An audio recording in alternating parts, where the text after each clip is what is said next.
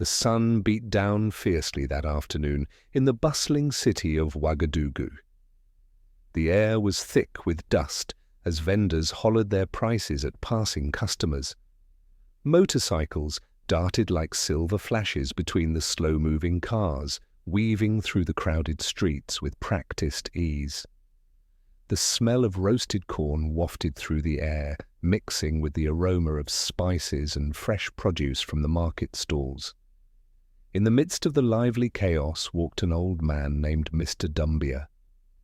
At 75 years of age, his steps were slow and careful, his back stooped from the weight of many years lived. His thin frame seemed fragile, and his white hair shone softly as it caught the rays of the harsh sun, giving him a quiet, dignified presence. Long ago, Mr. Dumbia had been one of the most respected teachers in all of Burkina Faso, a man who had dedicated his life to educating the children of the nation.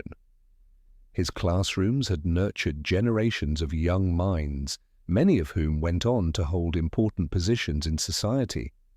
Among those students was a boy he once had to scold for talking too much during lessons, the same boy who had risen through the ranks to become the president of the country, Ibrahim Traoré. But respect and gratitude seemed to have failed to follow Mr. Dumbia into his twilight years. Without a pension, no family to care for him, and a small, dilapidated house falling into ruin, life had become harsh and lonely for the old man. Still, he bore his struggles with calm humility, never uttering a complaint. Each morning, he gave thanks to God for another day of life and faced his circumstances with quiet grace. That particular afternoon, clutching a few coins carefully saved, Mr. Dumbia headed to the corner of the market to buy his favorite treat, roasted corn. The woman who sold the corn daily was Mariam, a figure well known in the community for her sharp tongue and cold demeanor. She was quick to disdain anyone she disliked, and for reasons unknown to many, she harbored a particular bitterness toward Mr. Dumbia. Too proud for an old poor man, she often muttered under her breath. As Mr. Dumbia approached Mariam's stall, he greeted her gently. "Good afternoon, my daughter." She glanced at him without returning his greeting, her face unreadable. With a faint and peaceful smile, Mr. Dumbia pointed to one of the roasted ears of corn. "Please, I would like to buy one." Mariam's eyes narrowed. "How much do you have?" she snapped sharply.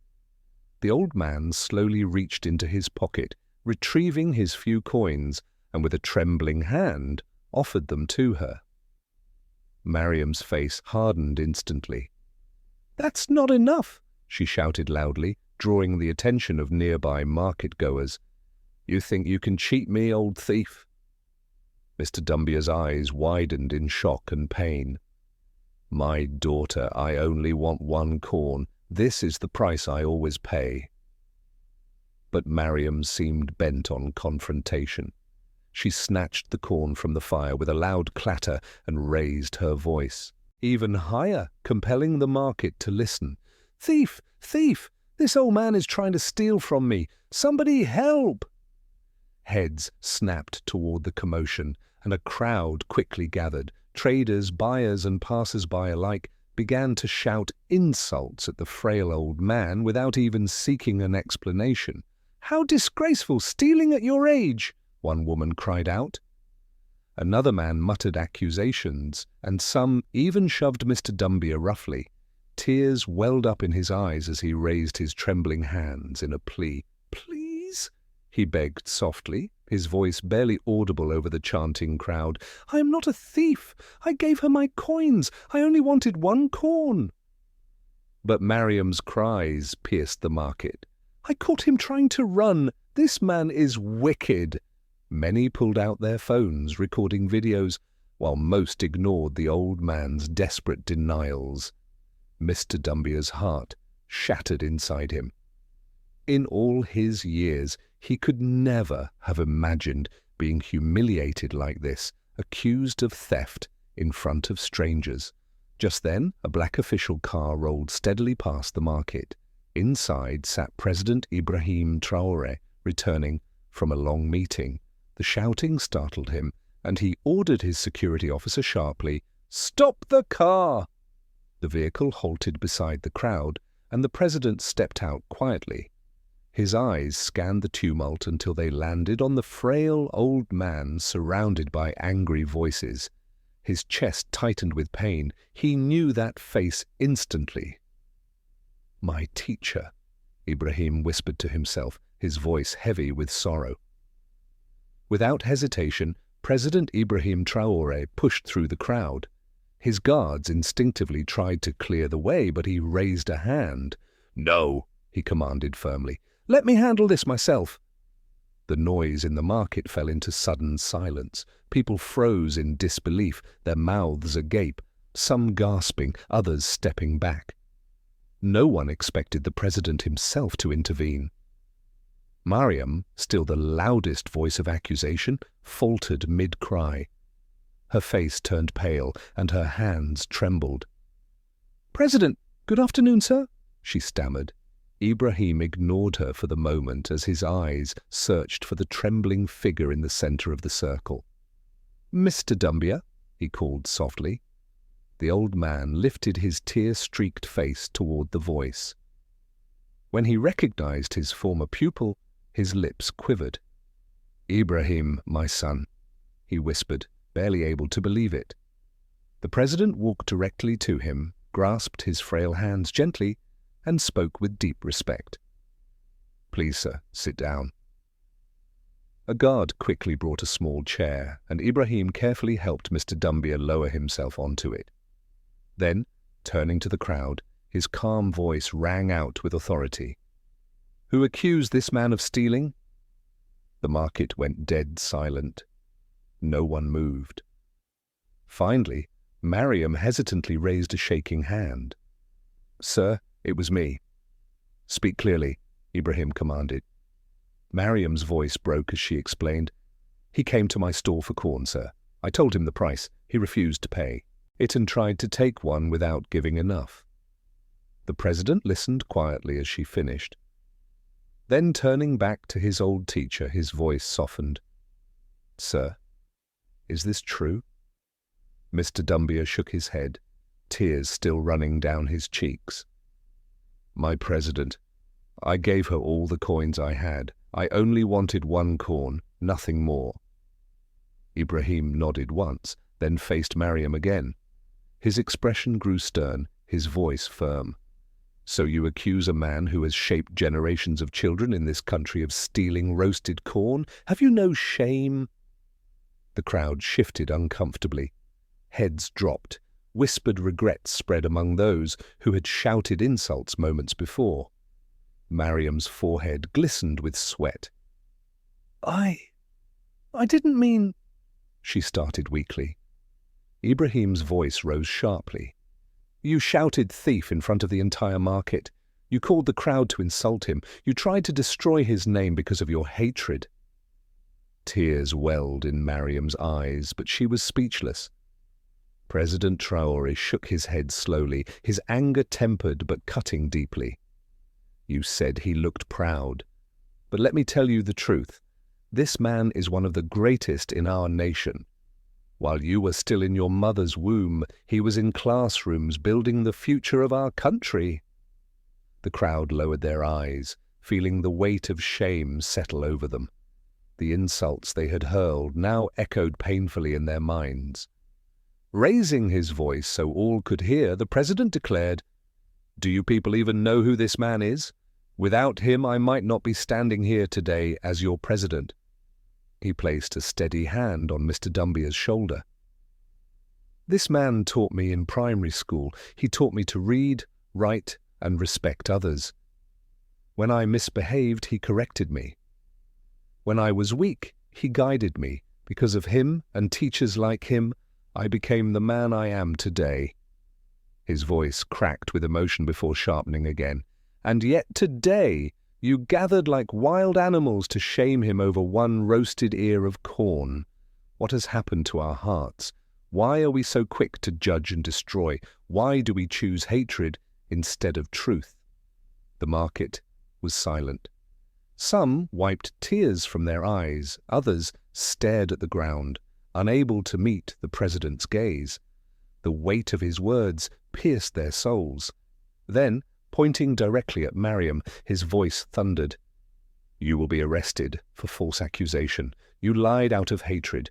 You tried to disgrace an innocent man." Mariam's legs gave way, and she collapsed to her knees. "Please, sir, forgive me." The president raised his hand. "Stand up. Do not beg me. Beg the man you insulted." Shaking, Mariam crawled before Mr. Dumbier, tears streaming down her face. "Please forgive me, sir. I was wrong. I lied. I don't know what came over me." The old man's eyes softened. His voice was weak but kind.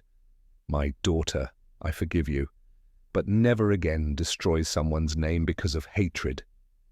The president nodded, but his tone remained firm. "Forgiveness does not erase consequences. You will still answer to the law for lying and causing public shame. Let this be a lesson to you and to everyone here." He turned to the crowd, his eyes sweeping across bowed heads. "Listen carefully. Today it was Mr. Dumbier. Tomorrow it could be you or someone you love. Never destroy a life with lies." A hushed chorus of "Yes, sir," rose amid the silence. Security officers stepped forward, lifting Mariam gently but firmly. They led her away as the crowd remained motionless, heavy with regret. The president stayed beside his teacher for a long moment, his jaw tight. In their faces, he saw how quickly people chose anger over truth and how easily lies were believed without question. Finally, he turned to his guards. "Bring my car closer." The black official car rolled forward. Ibrahim opened the door himself and helped his teacher into the back seat, with respect. "Let's go home, sir," he said softly. The market stood frozen as the car pulled away. Not a single voice rose, not a single foot moved. Only when the vehicle disappeared from view did people slowly lower their heads in shame. Inside the car, Mr. Dumbier sat quietly, his wrinkled face wet with tears. "I never thought the boy I once taught would one day defend me before the whole country," he whispered to himself. President Ibrahim turned to him kindly. "No, sir. You saved me long before today. You taught me values that shaped my life. You planted seeds in me when I was just a boy. Today it is my duty to protect you." The old teacher's lips trembled into a smile.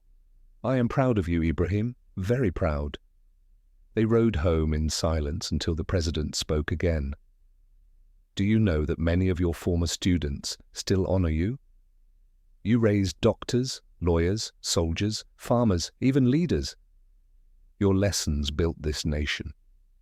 Mr. Dumbier lowered his gaze humbly. "I only did what God called me to do." "And you did it well," Ibrahim replied. When the car entered the presidential palace, guards quickly opened the gates wide. Officials and servants watched in surprise as the president himself stepped out and helped the old man down. "Prepare a guest room," Ibrahim ordered firmly. "He will stay with me for now." That night, for the first time in many years, Mr. Dumbier lay in a soft, clean bed. Cool air filled the room, food was placed beside him, and peace settled around him. Tears slid down his cheeks as he whispered in the silence, "God, you have remembered me in my old age." The next day, President Ibrahim Traoré called a national press conference. Cameras, radios, and online platforms broadcast live to the entire nation. Sitting beside him was Mr. Dumbier, dressed in new clothes, his face calm and dignified. "My fellow citizens," Ibrahim began, his voice steady but heavy. "Yesterday, something shameful happened in one of our markets. An innocent old man was humiliated and nearly destroyed because of a false accusation." He paused, placing a hand gently on Mr. Dumbia's arm. "This man is not just anyone. He is my teacher. He taught me discipline, hard work, and truth. Today I am president because of teachers like him. Yet yesterday he was called a thief because one person let hatred rule her heart." The president's voice rose, controlled but unmistakably angry. "We have become a society that destroys too quickly. We believe lies too easily. We judge without listening. This must stop. From today," he continued, "anyone who spreads lies to destroy another person will face serious punishment under the law. We will not allow such wickedness to continue." The hall fell silent. Journalists looked down, moved by the weight of his words. The message was clear. Justice would not bend to hatred. Turning to his old teacher, the president bowed his head slightly. "Sir, on behalf of this nation, I apologize for what you went through yesterday. You deserve honor, not disgrace." Word spread swiftly across the country, stirring hearts. Social media filled with tributes to teachers. One comment read, "Without teachers, we are nothing. We must protect and respect them." Another said, "President Traoré has shown true leadership. May Allah bless him." While the nation praised the president, Mariam sat alone in a cold police cell. For the first time, silence surrounded her. Her pride was gone, her head bowed low as guilt gnawed at her heart. An investigating officer entered the room with a firm voice. "Do you see what your lies have caused?" he asked. Tears filled Mariam's eyes. "I never thought it would go this far," she whispered. "But it did," the officer said. "You thought it was only a small lie. Instead, it became a national disgrace. You nearly destroyed an innocent man's life." Mariam broke down, pressing her face into her hands, weeping bitterly. Regret consumed her. She wished she could undo what she had done. 2 days later, shock rippled through the police station as the president himself entered. Officers stiffened nervously, unsure of the reason for the head of state's arrival. "I want to see Mariam," Ibrahim said quietly. She was brought out pale and ashamed, unable to meet his eyes. When she heard his calm but authoritative voice, her knees buckled. "Mariam," the president said softly. She fell before him, tears pouring down her face. "Please, sir, forgive me." Ibrahim looked at her steadily. "Stand up." She obeyed, still trembling. "Mariam," he said, "what you did was dangerous. Your lies could have killed an innocent man or sent him to prison. Too many in our nation have suffered because of false accusations like yours." He let the words hang heavy in the air. "That is why I ordered your arrest, not because I hate you, but to teach a lesson to you and every citizen who might choose lies over truth." "Hatred and lies destroy families, communities, and nations," he added firmly. "I know, sir," she sobbed. "I regret everything." The president's gaze softened. "That is why today I am pardoning you." Her eyes widened in disbelief. "You mean I am free?" "Yes," he nodded. "But listen carefully. This pardon does not make what you did right. It means I trust you to live differently from today. Speak the truth. Never again use lies to destroy someone's life." "I promise, sir. Thank you. Allah will bless you," she sobbed. Officers released her immediately, and outside reporters waited eagerly. President Ibrahim faced the cameras and declared, "This case is closed, but let the message remain clear. In Burkina Faso, we will not allow anyone to destroy another person's life out of hatred or jealousy. Let this be a warning and a lesson to all." Days later, the president invited Mr. Dumbia back to the palace. Greeting him with a warm smile, Ibrahim said, "My teacher, I have something for you." He handed the old man a set of papers. Mr. Dumbia scanned them slowly, first confused, then tears breaking into a smile. "A house?" "Yes," the president replied. A small, beautiful house, modern and comfortable, not far from the city. You deserve it, sir. This is a small way to say thank you. My son, Mr. Dumbier whispered, voice breaking. You have already done more than enough. But Ibrahim wasn't finished. There's one more thing. You once told me you loved bookshops. At this, the old man's face lit up, his smile wide despite his age. Yes, I love books. Being surrounded by them gives me life. The president nodded. I have opened a small bookshop for you. You won't need to work hard. Others will help manage it. But you can sit there, read, and welcome visitors. It is not for labor, but for joy. Mr. Dumbier pressed his hands over his heart, eyes glistening once more. My son, may Allah bless you. I may be old, but this bookshop will give me a reason to wake up each morning. Without it, I would only grow weaker. This is life for me. The president laughed gently. You're right, sir. You have always been full of wisdom. They stood and embraced warmly, teacher and student, bound by respect that time could never erase. News of their story spread far and wide across Burkina Faso. Parents told their children of the tale, and teachers felt valued again. Market sellers grew cautious, wary of wrongly accusing anyone. The nation had learned an important lesson: honor the elderly, respect teachers, reject hatred, and always choose truth.